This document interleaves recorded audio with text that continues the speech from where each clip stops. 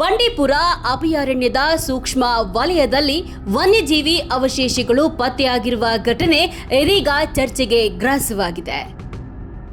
GS ಬೆಟ್ಟ ವ್ಯಾಪ್ತಿಯ homestay ಬಳಿ ಜಿಂಕೆಯ ಕೊಂಬುಗಳು, ತಲೆಬುರುಡೆ ಹಾಗೂ ತಂತಿಬೇಲಿ ಪತ್ತೆಯಾಗಿದ್ದು ಅರಣ್ಯ ಇಲಾಖೆ ಅಧಿಕಾರಿಗಳು ಅವುಗಳನ್ನು ವಶಕ್ಕೆ ಪಡೆದಿದ್ದಾರೆ.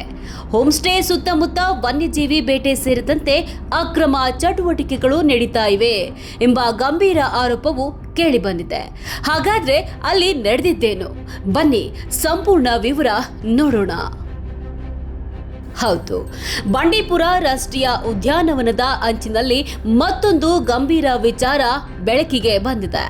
ಚಾಮರಾಜನಗರ ಜಿಲ್ಲೆಯ ಬಂಡೀಪುರ ಅಭಯಾರಣ್ಯದ ವ್ಯಾಪ್ತಿಗೆ ಒಳಪಡುವ ಜಿಎಸ್ ಬೆಟ್ಟದ ಕರ್ನಲ್ ಜೇಕಬ್ ಅವರ ಜಮೀನಿನಲ್ಲಿ ಇರುವ ಹೋಂಸ್ಟೇ ಬಳಿ ವನ್ಯಜೀವಿ ಅವಶೇಷಗಳು ಪತ್ತೆಯಾಗಿವೆ. ಎಲ್ಲರಿಗೂ ನಮಸ್ಕಾರಗಳು.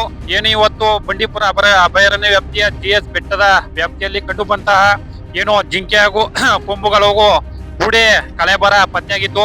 ಇವಾಗ ತಾನೇ ಏನು ಜಿಂಕೆ ಹಾಗೂ ಸಾರಿಗೆದ ಏನು ಚರ್ಮ ಸಹ ಪತ್ತೆಯಾಗಿದೆ.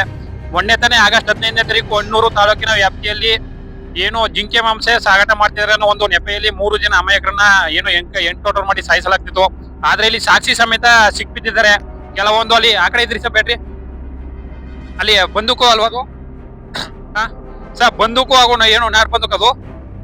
ಇನ್ನು ಇಲ್ಲಿಂದಲೇ ಆರಂಭ ಆಗಿದೆ ಹಲವು ಪ್ರಶ್ನೆಗಳು.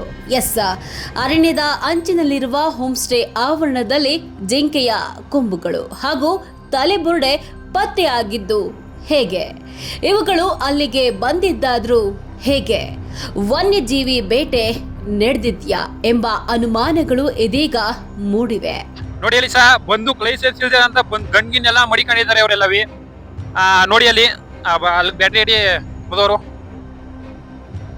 ಬಂದೂಕ ಅದನ್ನೆಲ್ಲ ಗನ್ ಸಮೇತ ಸಿಕ್ಕಿದೆ. ಹಾಗೂ ಇಲ್ಲಿ ನೋಡಿ ಇಲ್ಲಿ ಪ್ರಾಣಿ ಚರ್ಮ ಸಹ 7 ಪ್ರಾಣಿಗಳ ಚರ್ಮ ಸಹ ಸಿಕ್ಬಿದ್ದಿದೆ. ಏನು ಅರಣ್ಯ ಅಧಿಕಾರಿಗಳು ಇಷ್ಟು ದಿನ ಯಾವ ರೀತಿ ಒಂದು ಕಾನೂನು ಪಾಲನೆಯನ್ನ ಮಾಡ್ತಿದ್ರು? ಯಾಕಂದ್ರೆ ಇದೇ ಒಂದು ಅರಣ್ಯ ಪ್ರದೇಶ, ಏನು ಒಂದು 100 ಮೀಟರ್ ಅಷ್ಟೇ ಅರಣ್ಯ ಪ್ರದೇಶ ಹೊಂದಿಕೊಂಡಂತೆ ಹೋಮ್ ಸ್ಟೇಗಳಿದೆ. ಏನು ಪ್ರಾಣಿಗಳ ಚರ್ಮ ಹಾಗೂ ಅಕ್ರಮವಾಗಿ ಇಟ್ಟಿರ್ತಕ್ಕಂಥ ಗನ್ಗಳು ಸಹ ಕಂಡು ಬರ್ತಿದಾವೆ.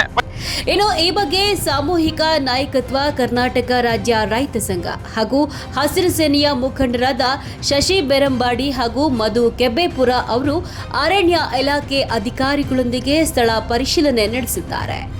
ಬಂಡೀಪುರ ರಾಷ್ಟ್ರೀಯ ಉದ್ಯಾನವನದ ಅಂಚು ಹಾಗೂ ಸೂಕ್ಷ್ಮ ವಲಯದಲ್ಲಿ ನಿರ್ಮಿಸಿರುವ ಹೋಂಸ್ಟೇ ಮೂಲಕ ಅರಣ್ಯ ಕಾನೂನು ಉಲ್ಲಂಘನೆ ಹಾಗೂ ವನ್ಯಜೀವಿಗಳಿಗೆ ಸಂಬಂಧಿಸಿದ ಅಕ್ರಮ ಚಟುವಟಿಕೆಗಳು ನಡೀತಾ ಇವೆ ಎಂದು ಮುಖಂಡರು ಗಂಭೀರ ಆರೋಪವನ್ನ ಮಾಡಿದ್ದಾರೆ. ಒತ್ತಾಯ ಏನಂತಂದ್ರೆ ಈ ಕೂಡಲೇ ಇಂತಹ ಕಾನೂನು ಬಾಹಿರ ಚಟುವಟಿಕೆಗಳ ವಿರುದ್ಧ ಅರಣ್ಯ ಇಲಾಖೆ ಸೂಕ್ತ ಕ್ರಮವನ್ನ ನಡೆಸಿ ಹಾಗೂ ಇನ್ನು ಮುಂದಿನ ದಿನಗಳಲ್ಲಿ ಇಂತಹ ಘಟನೆಗಳು ಮರುಕಳಿಸದಂತೆ ಸೂಕ್ತ ಕ್ರಮವನ್ನ ಇದ್ ಮಾಡಬೇಕಾಗಿದೆ.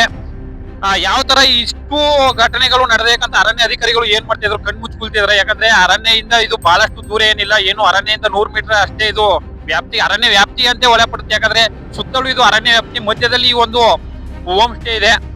ಇನ್ನು ಹೋಂಸ್ಟೇ ಆವರಣದಲ್ಲಿ ಅಕ್ರಮವಾಗಿ ಸಂಗ್ರಹಿಸಿ ಇಡಲಾಗಿದೆ ಎನ್ನಲಾದ ಜಿಂಕೆಯ ಕೊಂಬುಗಳು ಮತ್ತು ತಲೆಬುರುಡೆ ಪತ್ತೆಯಾಗಿರುವುದು ಈ ಆರೋಪಗಳಿಗೆ ಮತ್ತಷ್ಟು ಮಹತ್ವ ನೀಡಿದೆ. ಅಲ್ಲದೆ ಸ್ಥಳದಲ್ಲಿ ಪತ್ತೆಯಾದ ತಂತಿ ಬೇಲಿಯ ಬಗ್ಗೆಯೂ ಅರಣ್ಯ ಇಲಾಖೆ ಅಧಿಕಾರಿಗಳು ಪರಿಶೀಲನೆ ನಡೆಸಿದ್ದಾರೆ.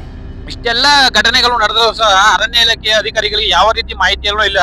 ಯಾಕಂದ್ರೆ ಇವತ್ತು ನಮ್ಮ ಸಾಮೂಹಿಕ ನಾಯಕತ್ವ ರೈತ ಸಂಘನ ಇವತ್ತು ಬಂದಿದ್ದೆಲ್ಲ ಒಂದು ಮಾಹಿತಿಯನ್ನ ಕೊಟ್ಟಿದ್ದಂತ ಸಮಯದಲ್ಲಿ ಇವತ್ತು ಅರಣ್ಯ ಅಧಿಕಾರಿಗಳ ಏನು ಒಳಗೂಡಿ ಇವತ್ತು ಕಾರ್ಯಾಚರಣೆ ನಡೆಸ್ತಕ್ಕಂಥ ಸಮಯದಲ್ಲಿ ಇಷ್ಟೆಲ್ಲ ಕಂಡು ಬಂದಿವೆ.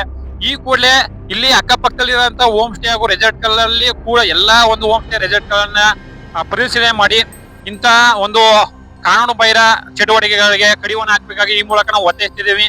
ಜೈ ರೈತ. ಒಟ್ಟಿನಲ್ಲಿ ಬಂಡೀಪುರ ಅಭಯಾರಣ್ಯದ ಸೂಕ್ಷ್ಮ ವಲಯದಲ್ಲಿರುವ ಹೋಂಸ್ಟೇ ಬಳಿ ಜಿಂಕೆಯ ಕೊಂಬು, ತಲೆಬುರುಡೆ ಸೇರಿದಂತೆ ವನ್ಯಜೀವಿ ಅವಶೇಷಗಳು ಪತ್ತೆಯಾಗಿರುವುದು ಹಲವು ಪ್ರಶ್ನೆಗಳನ್ನ ಹುಟ್ಟುಹಾಕಿದೆ. ಪತ್ತೆಯಾದ ಅವಶೇಷಗಳು ಯಾರಿಗೆ ಸೇರಿದ್ದು? ಅವುಗಳು ಹೋಂಸ್ಟೇ ಆವರಣಕ್ಕೆ ಹೇಗೆ ಬಂದವು? ತಂತಿ ಬೇಲಿ ಯಾಕೆ ಅಳವಡಿಸಲಾಗಿದೆ ಎಂಬ ಪ್ರಶ್ನೆಗಳಿಗೆ ಅರಣ್ಯ ಇಲಾಖೆಯ ತನಿಖೆಯಿಂದ ಉತ್ತರ ಸಿಗಬೇಕಿದೆ. ಈ ಪ್ರಕರಣದಲ್ಲಿ ಅರಣ್ಯ ಇಲಾಖೆ ಕೈಗೊಳ್ಳುವ ಮುಂದಿನ ಕ್ರಮಗಳತ್ತ ಇದೀಗ ಎಲ್ಲರ ಗಮನ ನೆಟ್ಟಿದೆ.